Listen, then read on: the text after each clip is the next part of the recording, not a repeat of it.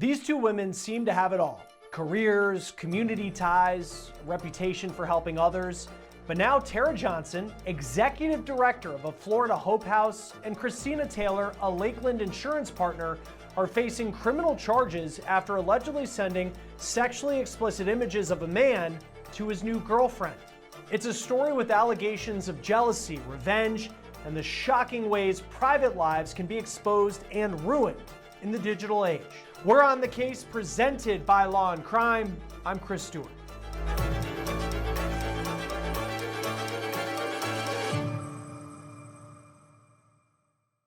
It's something that allegedly started out of a revenge-fueled group chat that ended with two women in handcuffs.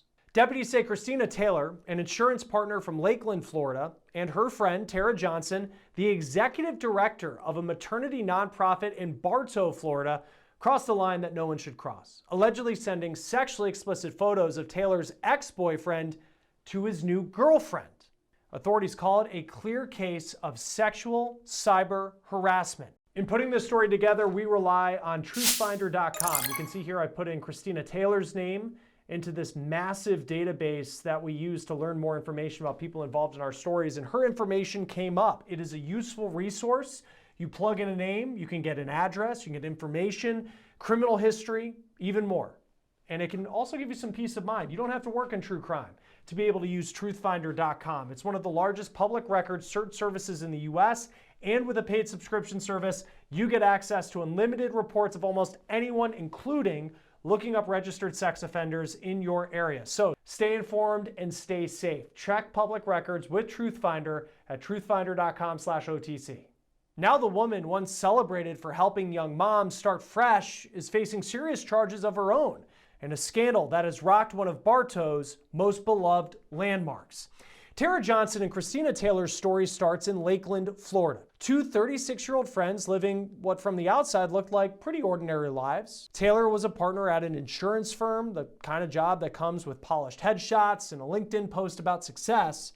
Johnson, she was a nonprofit director, specifically the executive director of Hope House in Bartow. That's a home for single and expectant moms. And it's not just any home. This one is famous. It is the actual blue and yellow house from the 1991 movie, My Girl. Hope House's mission was to give young moms a safe place to rebuild their lives, a second chance story wrapped in small town charm. But behind the heartwarming image, deputies say something much darker was brewing. According to the Polk County Sheriff's Office, this all began on October 16, 2025, when law enforcement got a call about a possible case of sexual cyber harassment. They say a man came forward claiming that private, sexually explicit photos and videos of him had been shared without his permission. The trail, deputies say, led straight to his ex-girlfriend, Kristina Taylor. According to detectives, Taylor had shared those private images with her close friend, Tara Johnson. And here's where things take a sharp turn. When Johnson found out the man had a new girlfriend, she allegedly decided to reach out, not to warn her, not to move on, but to message the woman directly on Facebook. Deputies say Johnson claimed she had, quote, concerns about the victim's character. But in the same conversation, she allegedly sent the new girlfriend sexually explicit photos and a video showing the man and Taylor together. By October 27th, investigators had enough evidence to arrest both women. They were taken into custody and booked at the Polk County Sheriff's Processing Center, each charged with sexual cyber harassment, a first-degree misdemeanor under Florida law. Sheriff Grady Judd did not hold back when he described what deputies say happened, calling it a cruel act fueled by emotion, not reason. Quote, sharing intimate and personal images of someone without their permission can cause harm to the reputation of a victim, Judd said. Quote, and the motivation to do something like this to someone is typically out of spite, anger, or jealousy.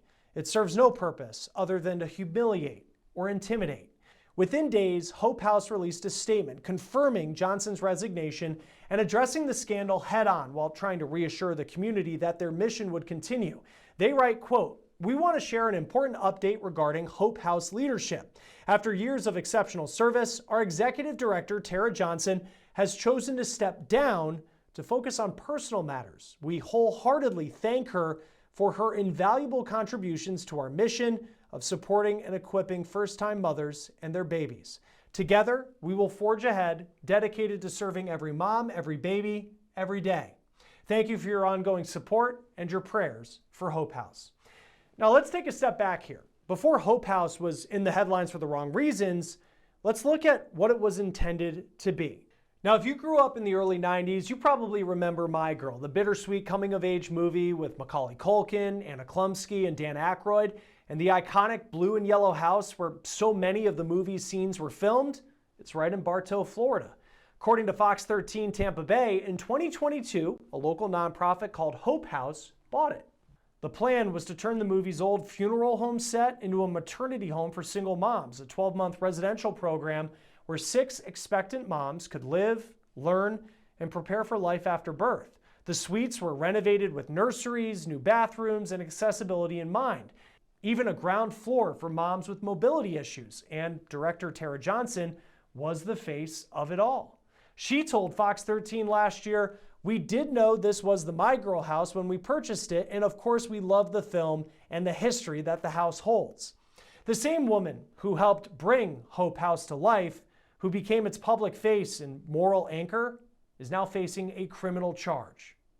Joining us now to talk more about this case is trial attorney and victims' rights advocate Daniel Zalkowicz. Thank you, sir, for being with us on Law and Crime. It's wild that people will allegedly do this and share these explicit photos when they're certainly not supposed to. When you see a case like this, I guess what's the first thing that sticks out to you? Well, the first thing that sticks out to me is that I applaud the police for being willing to take action in this. Because very often we have victims that will go to the police, they'll explain the situation that's going on, and they won't be able to get any remedy or recourse. So I do applaud the police department for willing to go forward and take the steps to make sure that justice is preserved for this person.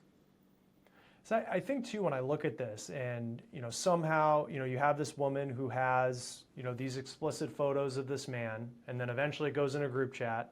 And then you have this person who decides, hey, I'm going to reach out to this guy's new girlfriend, and I'm going to send these images. And as much as that's just that decision-making blows your mind, if it's all true, it also just seems how quickly something can go and just be put out on the internet. What does this case tell you just about how quickly those images can be weaponized like we're seeing here? I mean, the whole purpose of this Florida law that they're being charged under is because they understand the permanency of the internet, how quickly somebody can be harmed by their nude images being replaced. In New York, we view this as an act of domestic violence because we recognize the harm. And in the new federal law as well, it's under the Protection of Women's Act because this is a form of abuse and violence that takes place on a regular basis. With that, because they're still charged with, it'd be easy to look at this and be like, it's just a misdemeanor. And I know like the penalty would be up to a year in jail, $1,000 fine. And when you see misdemeanor, you think it's not that big of a deal. Why is this not a felony? Well, that's a great question. There are a lot of victims' rights advocates that have been pushing to make these felonies in order to make sure that the charges are higher up. Unfortunately, because there's a balance between the First Amendment and because there's been a lot of pushback when these laws were passed, most of the states have classified them as misdemeanors. Because I also think, too, as we all know, and it's the thing that our parents have been telling us since, the internet started to become a thing and Facebook, is just once that image is out there, you have no idea where it goes and you may never be able to ever delete it from the internet. As someone who advocates for victims, what type of damage can a case like this have on a victim? These cases have lifelong impact and damages on the victims. Most of our clients are unfortunately diagnosed with PTSD. They're diagnosed with a form of generalized anxiety disorder. There's a concept that once the image is put on the internet, it stays there forever. So our clients on a daily basis are facing a fear that this image will resurface over and over again. And unfortunately, in this case, very similar to this, the way the victims find out that their images have been shared is because a third party will reach out and will actually tell them, I have your nude images. A lot of times there are threats associated with it to share with their employer, with their family, with their friends. There is a constant fear that while this is virtual, somebody will recognize them from this image and they will then approach them in a bar or at their place of work. So there is this constant fear over and over again that you will be harmed because someone has decided to violate your privacy rights. We have, one woman who was Kristina Taylor. So she dates the victim in this story. They break up. She has the explicit photos. She shares that photo on a group chat with a woman named Tara Johnson. And Johnson's the one, it seems, really is the one who puts both of them at risk here legally, just because she's going outside of this group chat to talk to it. But how does the law view what Johnson did, reaching out to someone who she doesn't know, sharing this image? How does the law view what she did compared to Kristina Taylor, who says, she's sharing it with a friend and it's of her in the video? So it's actually a very interesting fact pattern in this case. You're correct that apparently the ex-girlfriend shared these sexually explicit videos or images with her friend. Ironically enough, reading the charging instrument, it appears that the ex-girlfriend was actually in these videos as well. So she shares them with the friend. The friend then claims that she had concerns about the ex-boyfriend, whether or not she still believed that they were engaged in a relationship, I don't know. She then approached the new girlfriend on Facebook and then started texting these images or videos to the new girlfriend. It's very interesting because both of the parties were charged in this case, which you don't normally find, the ex-girlfriend and the friend. And part of the reason is that under the law, there's no doubt that sexual cyber harassment took place in this case. Under the law, it's defined as sharing someone's intimate image when they had the right to privacy and they didn't expect for it to be disclosed to anybody else. However, it becomes a crime when you share this image with malicious intent, with the intent to actually harm the person who was nude in that image. And I don't know, I think in this case, there's a lot that we haven't seen yet. I think the prosecutors will have a tough time saying that the ex-girlfriend sharing this image with her friend did this with the intent to cause the harm to the boyfriend. And then I assume that the other defendant, Miss Johnson, is going to be arguing, no, I was just trying to help out the new girlfriend to show who her boyfriend is. What I imagine will come out is a lot more evidence. I assume that the text messages that these images were shared within are much more vile and vicious than Miss Johnson is making them out to be. And I think for victims in this case, if this were to go to trial, how likely is it that that video would have to be played for a jury? When we practice, we actually try not to show it to the jury. We will explain to them in detail. We will try to get the defendant's consent. And we've polled jurors afterwards about this. And they've said to us, look, we're adults. We envision that what's in this video is what you're telling us is going to be in this video. So we actually don't want to see it. It is a mistake, in my view, for a defense attorney to force this video to come out, because then they will see how intimate and private it really is. So most of the time, the prosecutor will try to have the defendant concede that this is an intimate video and just focus on intent. The criminal defense attorneys will unfortunately try to shame the victims into showing their intimate videos to a juror of their peers. So there is a chance that it will need to come out. It's my view always that this is a mistake and this should not happen. I also think and we don't know who this victim is, you want to protect their privacy. They didn't ask for, to be pulled into, in any of these cases, none of the victims are asking to be pulled into this, but then suddenly your personal life, who you dated, who you're now dating, conversations that they had about you are going to be talked about in court, even if that video isn't shown. What type of impact do you see these revenge porn cases have on the victims who you represent? Yeah, it's a continued invasion of privacy.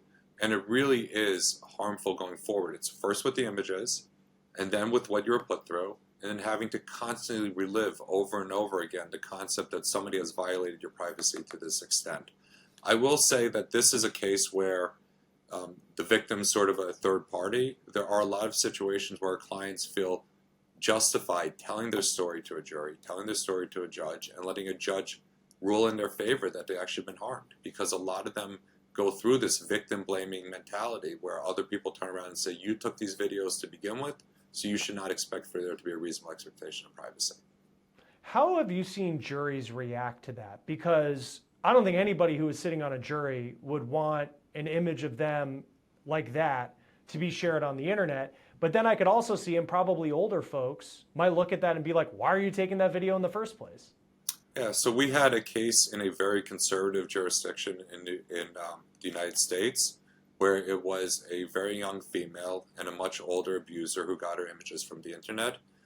We found in that case, no matter what, the jury believed something wrong happened. So they did still find against the defendant for an invasion of privacy tort. The difference is they did not award that high of a damages. This is a civil case, not criminal.